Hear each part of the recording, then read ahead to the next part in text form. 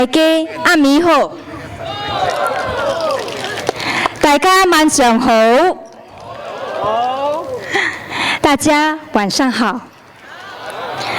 我的名字是陈芬妮，现今37岁，是国大毕业的律师。在成为妈妈之前，我在国防部工作。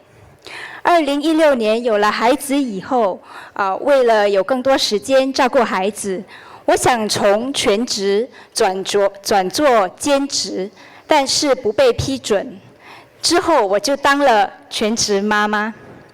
今晚我会用英文演讲，讨论新加坡年轻人现在所面对的一些问题。Good evening, fellow Singaporeans. My name is Stephanie Tan. Tonight, I'm going to talk to you about the problems faced by young Singaporeans today and the solutions that PSP has for these problems. I'm 37 years old. I'm a mother of two, aged 7 and 10. I graduated from NUS with a law degree, and I was called to the bar in 2011. I met my husband and I applied for a flat together with him, and we were fortunate enough to get a flat on our first try. But we waited about 3 to 4 years before our flat was ready. So I completely understand why many young Singaporeans are frustrated about the long waiting times and the high cost of flats. I would not have felt so ready to start a family early if I did not have a house of my own. And I was blessed to have met my husband early and settled down early with him. But not everyone meets their life partner that early on in life, and not everyone necessarily wants to do that either. We are all different, with different priorities, dreams, and aspirations. We need to give our young people more housing options so that they have more flexibility in life. PSP's solution for this is the Millennial apartment scheme, and we have proposed this in Parliament, that HDB should build some affordable, high-quality rental flats for singles or couples to rent for 2 to 5 years. This will allow our young Singaporeans to have another affordable housing option, regardless of the stage that they are in life. With this scheme, our young boys will not have to rush into proposing to their girlfriends just so they can join the BTO queue early. Because marriage is a big commitment. It is not something that we should rush into. If a couple is married but their flat is not ready yet, they can apply to rent a Millennial apartment. There will be no need to move in with the in-laws or spend a lot of money on rent elsewhere. We also propose that singles should be allowed to buy flats once they are 28 years old. Singaporeans are getting married later, if they even do so. And this is going to happen whether or not you allow them to buy flats at 28 or 35. Marriage is a personal choice, and we respect that choice. Singles who have the financial ability to purchase a flat should not be prevented from doing so only because they are not married.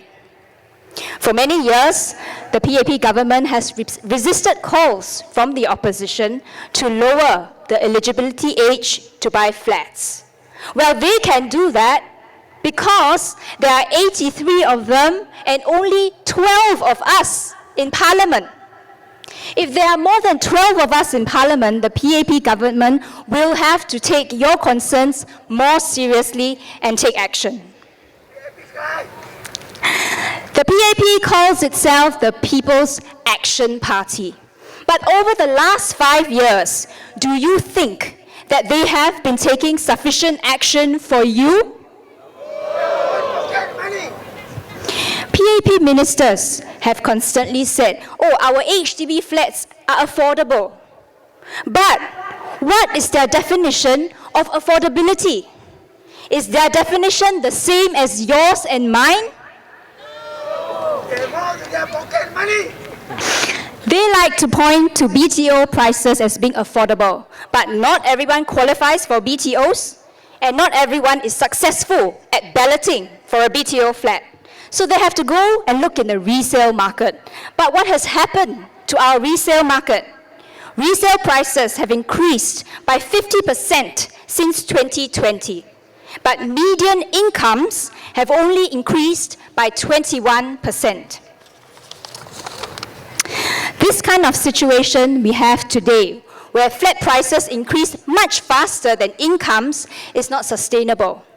Because even if we can afford the mortgages, what will we have left at the end of the day for retirement? The government has been repeating that most couples can afford their BTO flat mortgages with little or no cash outlay. But if all the loan payments are coming out of CPF, how much will be left for our retirement? And if you do not have enough money to retire, the government will just tell you, downgrade to a smaller flat. But is that what you want? If loan payments are so high, what happens if something unexpected happens? What happens if one spouse loses his or her job? What happens if one spouse needs to become a full-time caregiver, maybe to an elderly parent or a child with special needs? When I decided to become a full-time mother, my husband was in the transition of changing jobs. It was a tough decision to make for us back then, and I remember how we were calculating whether his income alone would be sufficient for all our expenses, including our high monthly mortgage. Well, ultimately, we agreed that we would adjust our lifestyle accordingly to a single income family, but that was a decision we made for our family based on our own values and beliefs. But everyone will have different considerations and priorities in life which we respect. The point, though, is that these types of decisions are made more difficult when housing prices are so high. And that is why PSP has also proposed our Affordable Homes Scheme, where we believe that owner-occupied flats are a public good that should be treated like other essential public infrastructure, such as schools and hospitals, which are not charged land cost by the government. Under our Affordable Home Scheme, HDB will no longer need to pay land costs used for building flats into Singapore's reserves. HDB will sell new flats to Singaporeans at a price equal to just the construction of the flats, plus a premium determined by the flat location. So even though the AHS flat prices will be much lower, it will not crash the resale market, because we will only allow AHS flat owners to sell their flat after repaying the land cost that was not charged back to HDB. So it is not true if the government says that PSP's AHS will crash the resale market. My fellow Singaporeans, next Saturday, we will be standing at the ballot box casting our one precious vote.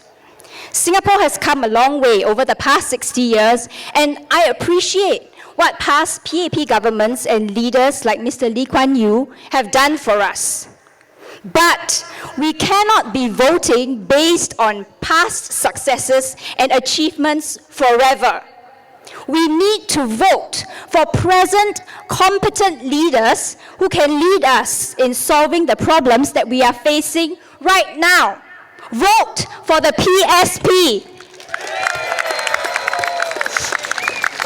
亲爱的同胞们，下星期六，我们将在投票箱前投出我们珍贵的一票。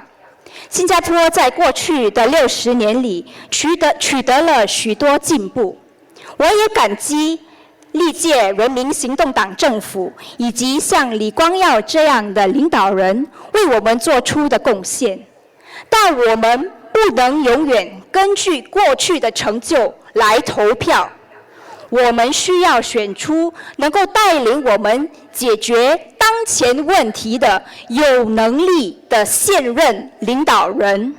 5月3日，请投新加坡前进党一票，与我们一同携手前进。谢谢。